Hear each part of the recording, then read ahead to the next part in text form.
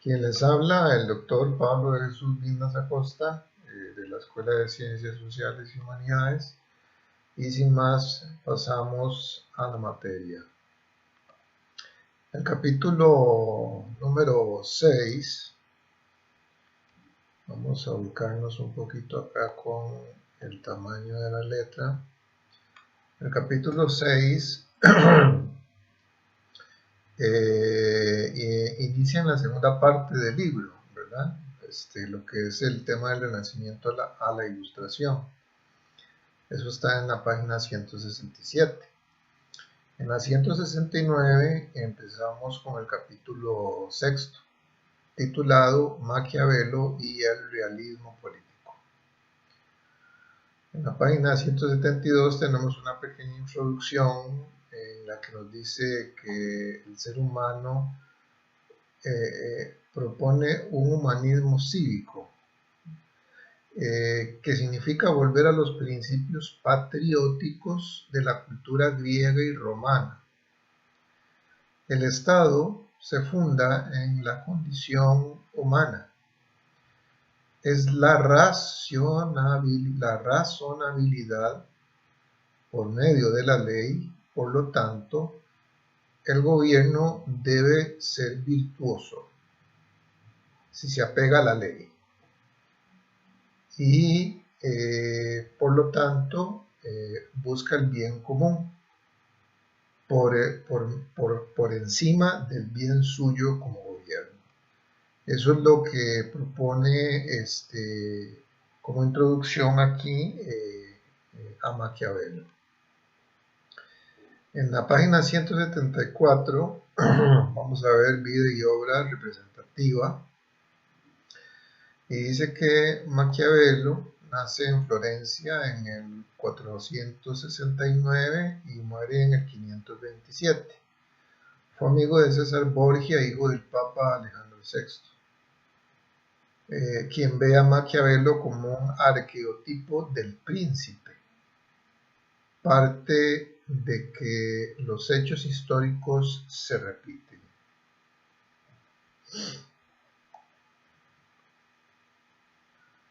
Las obras de Maquiavelo básicamente son las más importantes, tres: en 1518 La Mandrágora, en 1519 El discurso de la primera década de Tito Livio y en 1521 El arte de la guerra.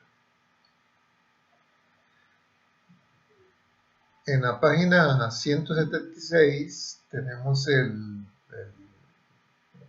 punto 2 del capítulo, que se llama El humanismo cívico historicista. Lo que nos indica es que la historia ayuda a tomar decisiones acertadas bajo los principios patriotas que se desprenden de los remedios antiguos y los problemas similares. Esto va muy ligado a aquel proverbio que dice que una nación que olvida su pasado está destinada a repetirlo. Fue el fundador de la condición humana, fue el fundador de que la condición humana no cambia, es inmutable, inviolable y digna. Hay que rechazar el principio de decadencia y no puede ser el modelo a seguir que origina la desigualdad. Se fundamenta que la ciencia al servicio de la humanidad puede ser el instrumento más poderoso. Hay que promover las virtudes ciudadanas. Esos eran como los principios básicos del humanismo cívico histórico. Pasando a la tercera parte del capítulo, en la página 178, tenemos la realidad de lo humano ante el poder. Y se nos dice que hay un abismo entre el ser y el deber ser. Es decir, hay un abismo entre lo que decimos que debemos hacer y lo que realmente hacemos.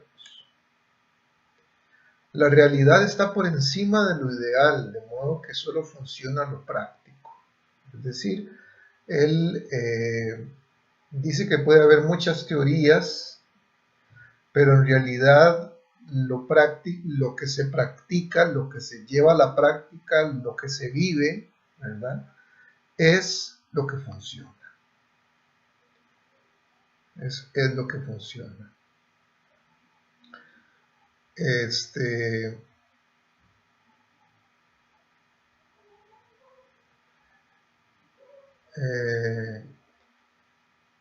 Y propone que esa realidad que se practica, el ser humano debe buscar como ser humano, o ya sea como parte del Estado, el bien común, el bien de las mayorías. Y él manifiesta que hay que aprender a que no se puede ser bueno en función de todos. Es decir, Maquiavelo llegó a la conclusión cuando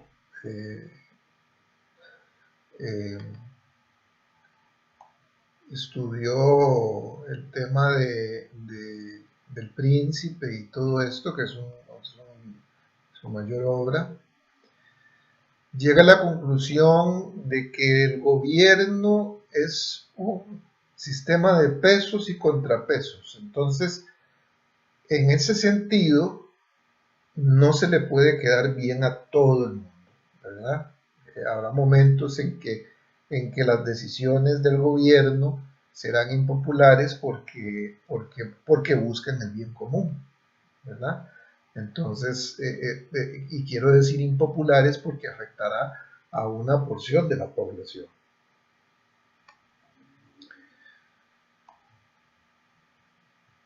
En la página 180 hablamos de las características de Maquiavelo, de su filosofía, y vamos a decir: no hay que idealizar repúblicas materialmente imposibles. Debemos poner los pies en la tierra y atendernos a las condiciones de posibilidad objetiva. Condición de posibilidades va a ser una frase muy utilizada por Immanuel Kant, que es un filósofo que vemos en otro apartado. Pero la condición de posibilidad lo que significa es que el hombre puede tomar la decisión de hacer o no hacer una acción específica en su vida. Dice que hay que partir del pensamiento antropológico, o sea, el pensamiento del hombre. Cuando hablamos del pensamiento antropológico, es el hombre, es el pensamiento del ser humano, porque no hay otro pensamiento, es decir, no hay pensamiento de los gatos o de los perros o de los caballos, o sea, el pensamiento es única y exclusivamente de los seres humanos. En la Tierra, en este planeta, nosotros los seres humanos somos los únicos que tenemos la condición de la razonabilidad. Y entonces, por eso es que se dice que el pensamiento es exclusivamente antropológico. Hay que recordar la concupiscencia. Esa concupiscencia es una palabra utilizada mucho por San Pablo en la carta, en los Hechos de los Apóstoles, que fue escrita por Marcos, ¿verdad? Que era el médico que le asistía para poder escribirla. San Pablo estaba en la cárcel y Marcos lo visitaba para a escondidas escribir el Hecho de los Apóstoles, que también se le conoce como el Evangelio del Espíritu Santo. Pero bueno, aquí estamos hablando de la concupiscencia. ¿Qué es la concupiscencia? Porque ustedes dirán, ¿pero qué es esto? ¿Qué significa la concupiscencia? Maquiavelo, en el orden de lo que decía San Pablo, ubica la concupiscencia a que el hombre, una vez que es creado y es arrojado a este planeta, ¿verdad? Cuando es expulsado del jardín del Edén, entonces el hombre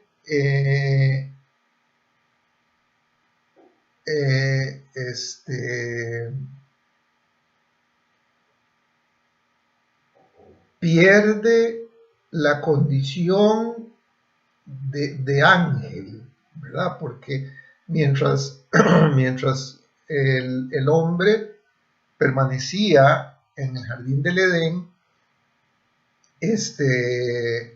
no había necesidad de decidir entre el bien y el mal. Es más, se andaban desnudos. Pero cuando ahí se da la desobediencia al padre, entonces el padre expulsa a Adán y Eva al mundo. Esto es una referencia como para tratar de que ustedes comprendan que es concupiscencia. Son arrojados al mundo y entonces le dice al hombre que para poder comer tendrá que trabajar, y le dice a la mujer que va a parir con dolores, y que la vida será difícil, ¿verdad? Entonces, una vez que el hombre es arrojado al mundo del jardín del Edén, es dotado de lo que conocemos como conciencia o lo que conocemos como libre albedrío, que son unas condiciones que solo el hombre las posee. Es decir, ningún animal sobre el planeta posee esas condiciones. Son condiciones meramente antropológicas, o sea, del hombre. Ahora, ¿qué significa el tener libre albedrío, tener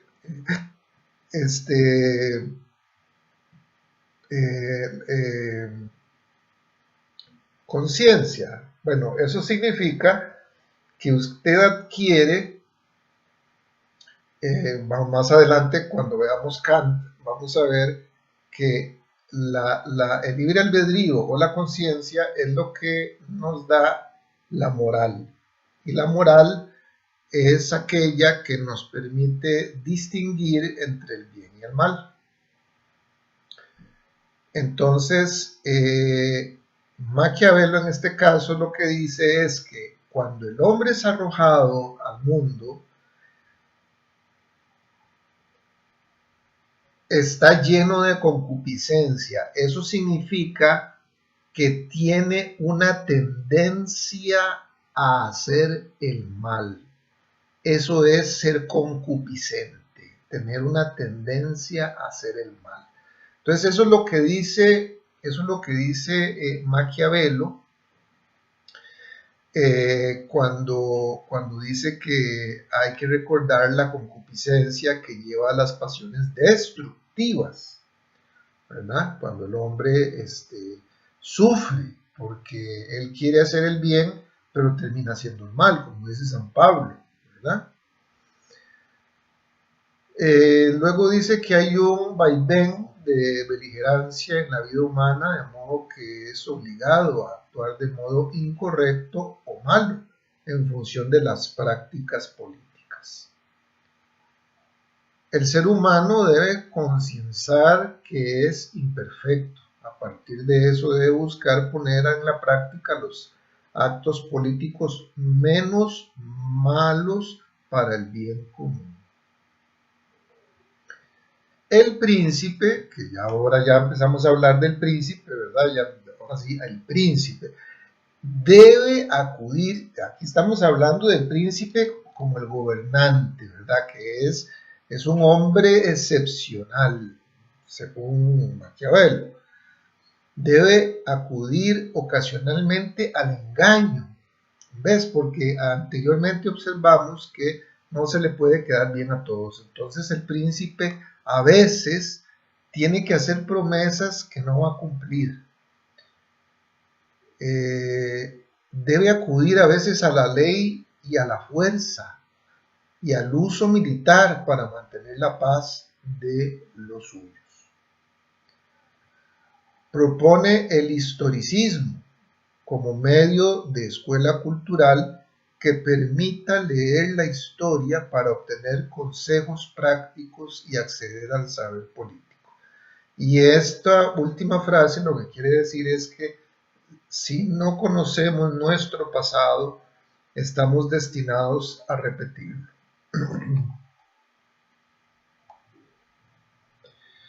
En la página 181 ya hablamos del Príncipe, de su obra más importante. Dice que la finalidad es obtener y afianzar o conservar y ampliar el poder político. Esa es la función del príncipe, ¿verdad? Gobernar, mantener el poder.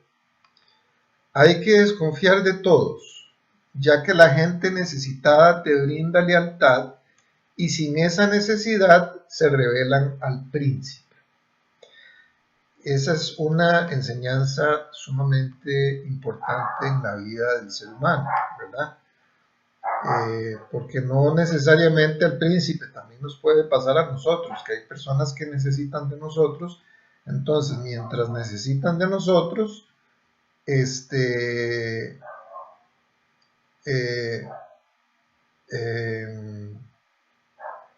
brindan lealtad, pero cuando ya no necesitan de nosotros, entonces se rebelan contra nosotros. El ser humano tiene una gran escasa capacidad de hacer el bien, ¿okay? O sea, Maquiavelo tenía una posición muy,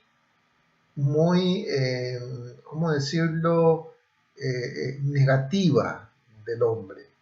Él veía que el hombre, en su mayoría, siempre que podía, actúa mal. Entonces esa es la tal concupiscencia de la que hablamos, ¿verdad?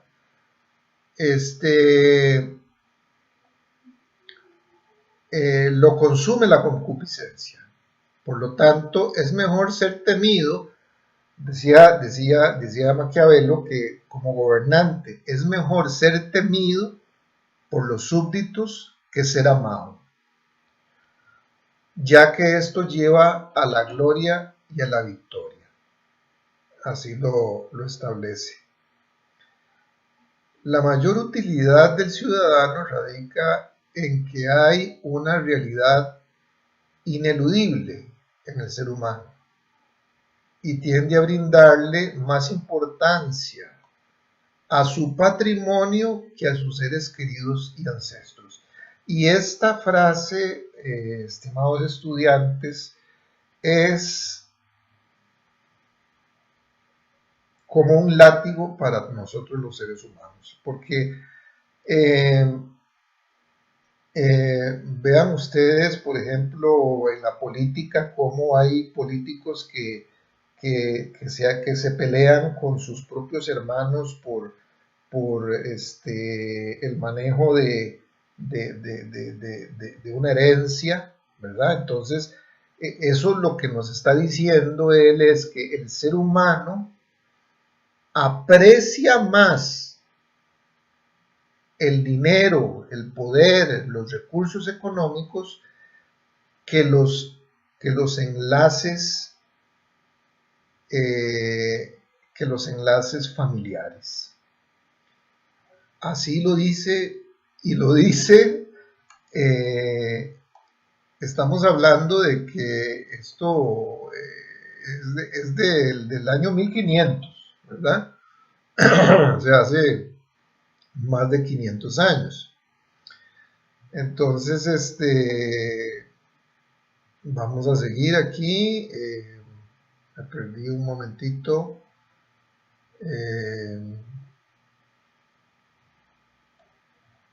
Ok, estábamos viendo el príncipe, sí.